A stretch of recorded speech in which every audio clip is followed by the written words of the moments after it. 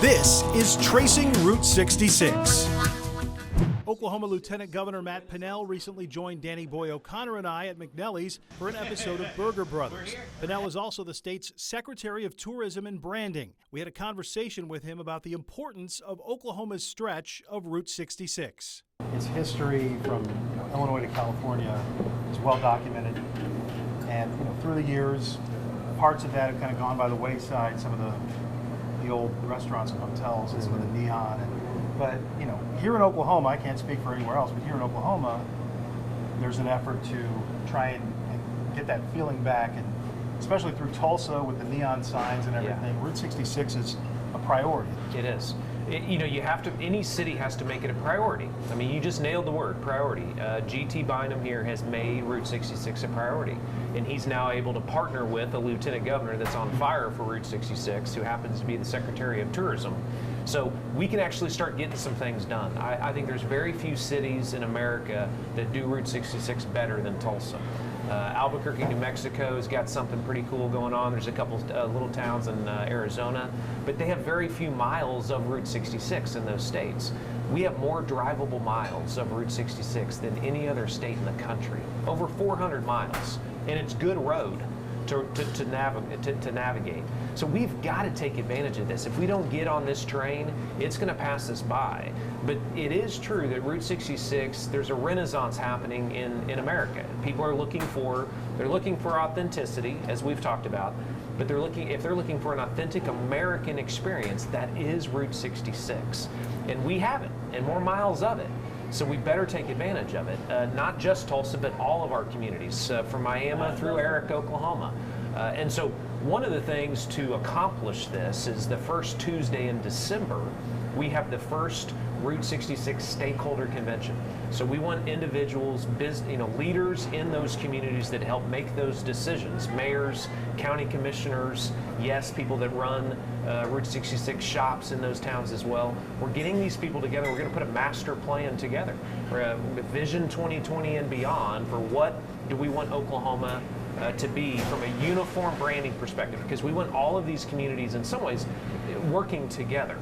So that we know what we have, what do we need, so what do we need to build, and then some uniform branding along the route. So I'm pretty excited about 2020 and beyond in Oklahoma as we kind of lead up to the centennial here in a few years. It's a whole lot of sales tax revenue that can be created. Our towns, our cities in Oklahoma live or die on sales tax revenue. And if we're going to continue to be so sales tax dependent, we've got to make sure that we go after some of the easiest dollars to go after, and those are tourism dollars. And you get people, from all over the country, but you get people we saw a tour group at the Blue Whale that was from Canada. Yep. They rode the bus all the way to California, a 2-week trip. Yep. You got people from Europe. They have a music festival in Europe that is based around Route 66. Route 66, Oh, and on the round barns on the flyer, and yeah.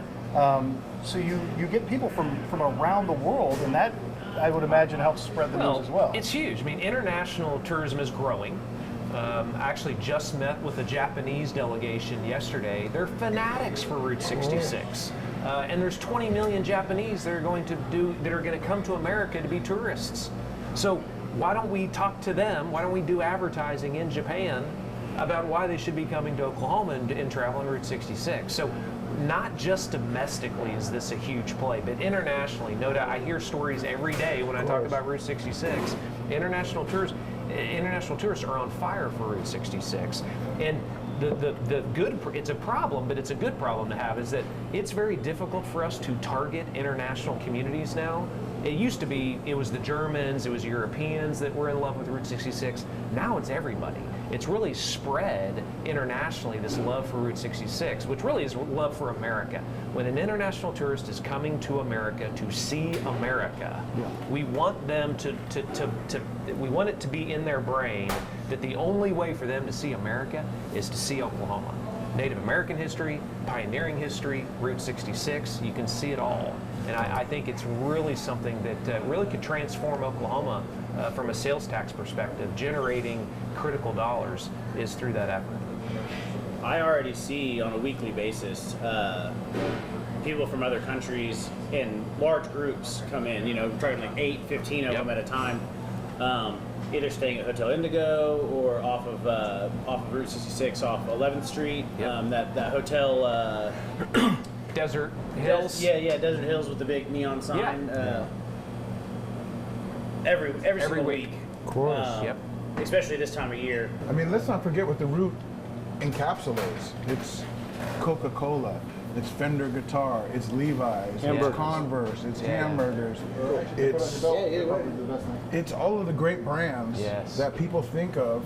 It's true. When they think of, you know, all of those, that's in there. It's the same. I try to tell people at the Outsider's House, like, you may not see Fender guitars, but it goes hand in hand with great American products. That's right. Gibson guitars and Mustangs and muscle cars and denim and all of that.